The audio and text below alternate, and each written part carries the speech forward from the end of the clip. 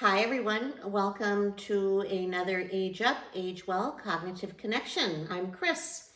Today we're going to be talking about how you can assemble a really effective language kit using items that you find very easily around your home. You really do not need to go out and buy anything, I promise you that. So what I did is I took a large plastic container, and then with Ziploc bags, I created individual kits. And so I have a kitchen kit. This is my play food kit. This is my hardware kit. It's got some tools in it. And then this is a bathroom kit. And then I have others specific to game playing and those sorts of things. So what I'm going to do is give you 5 activities in 7 minutes, and I'm going to share with you some of the strategies that I used in my over 40-year career as a speech language pathologist. So let's go ahead and get started. What I'm going to show you first are activities that are nonverbal. These are going to be receptive language or auditory comprehension activities. And so I recommend using what I call a field of 5, and it's going to encourage more left to right and right to left visual scanning. Now, if that's difficult, you can reduce that field to a field of 3, but I don't recommend going under 3 because then you're not able to eliminate their getting an accurate response with a 50-50 chance. So let's go back to our 5 items. And the first activity I would use would be to see if in the event they could locate the object when I labeled it. Now they can locate it by using a finger point or a gesture, or they could establish eye contact with that item. And if they rely on eye contact, you may want to spread the items out a little bit more just to distinguish between the items on your surface. So the first thing that I would say is where is or find the. And so let's say, for example, I said where is or find the cup. Well, here it is. Where is or find the spoon? And here it is. And I recommend using items that are various in terms of their shape, the size, the color, even the material that they're made of. The next thing that you could do is describe an item by function. And so what you're really doing is encouraging them to locate that item when you describe it based on what it's used for. Find me the item we use to take hot food out of the oven. Find me the item we use when we eat soup or ice cream or yogurt. Find me the item we use when we drink a hot beverage. So that's describing it by function.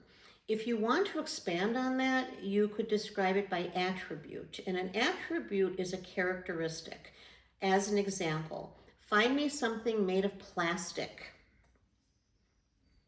Find me something red. Find me something soft. Now those are 3 nonverbal activities. I'm only going to count them those 2 because I have 3 more things to show you. So what we're going to do next is transition into expressive language. Word finding is something that is essential. As we get older, we want to keep our word finding skills sharp. So let's just start by labeling them. A spoon, a salt shaker, a cup, measuring spoons, and a hot pad. Well, just like we did receptively, let's see if in the event they can verbally describe something based on its function. We use the spoon to eat ice cream or yogurt or cereal. We use a salt shaker to season our food. We use a cup to drink hot beverages like coffee. We use measuring spoons to measure items when we're cooking or baking. And we use a hot pad to take the food out of the oven. Now, you may not get that lengthier response. So what if in the event someone says eat, season, drink, measure, take out? We're going to accept that because the function, based on how they described it, is accurate.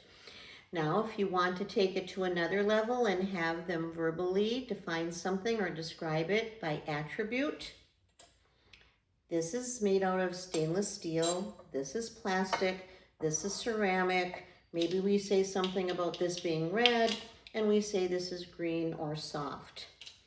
So what I'm going to do now is reduce my field to 3.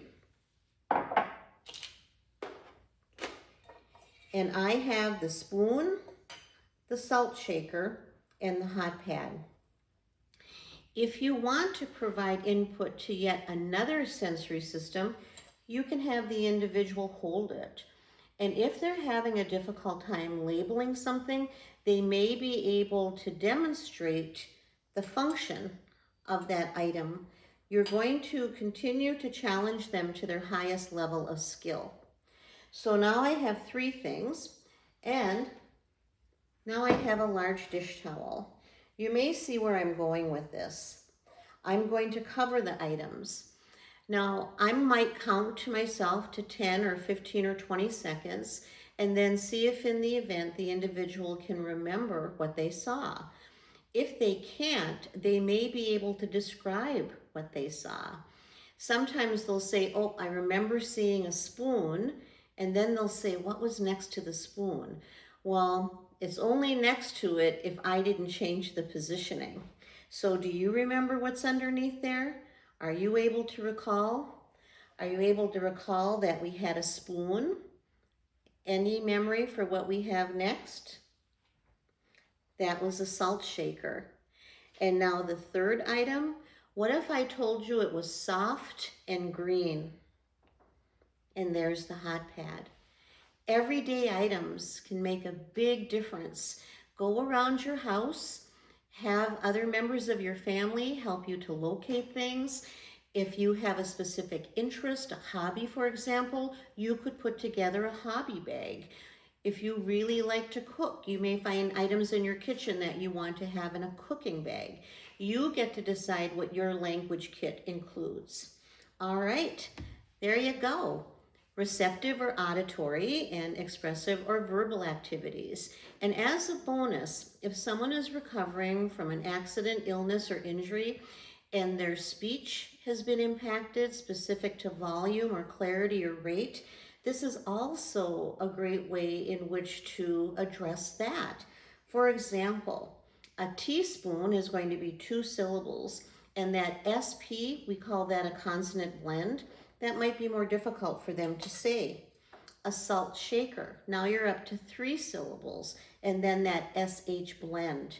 You can use this with people across the age continuum. It's easy, it's fun, and it's very functional. All right, everyone, until next time, age up and age well.